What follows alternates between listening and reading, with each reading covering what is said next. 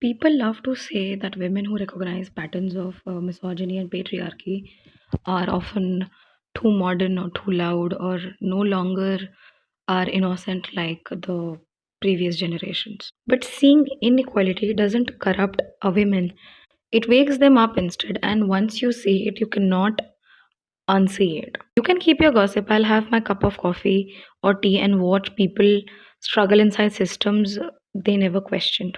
Because right now the ball is in my court. I can make decisions for myself. And honestly, most women would rather be single than willingly walk into a structure that slowly erases them. And no, the fear isn't marriage itself. The fear is, losing yourself, losing a personality built with sweat, blood, and tears, losing a career, and that is earned with the same amount of efforts as a man's.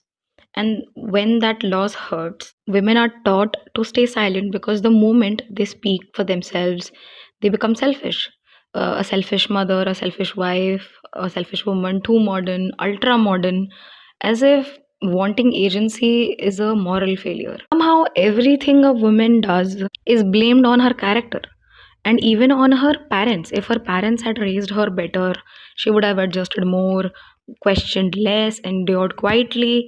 But no one asks the same question when a grown man can't even make himself a cup of tea, can't warm water, can't put his clothes in the laundry basket. No one says his parent failed to teach him basic life skills.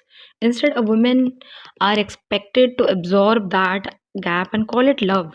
Maybe women should start saying that they're actually thinking. Maybe women should say, I wish your son was more of a man than a man child, because dependence disguised as masculinity is not strength. A man raised to be, catered to is not a provider. He is unprepared.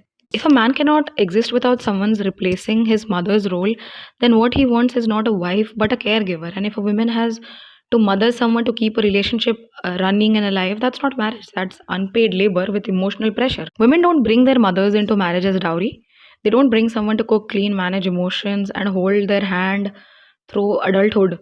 If a woman can manage her life with or without her mother, a man can surely learn to manage his own and show up as a partner. That's why so many women hesitate today, not because they hate men, but not because they hate family, because they're done raising adults who are never taught to raise themselves.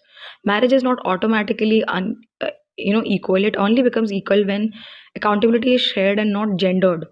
And choosing to stay single instead of entering quiet oppression is not bitterness, it's clarity, and clarity once gained is power.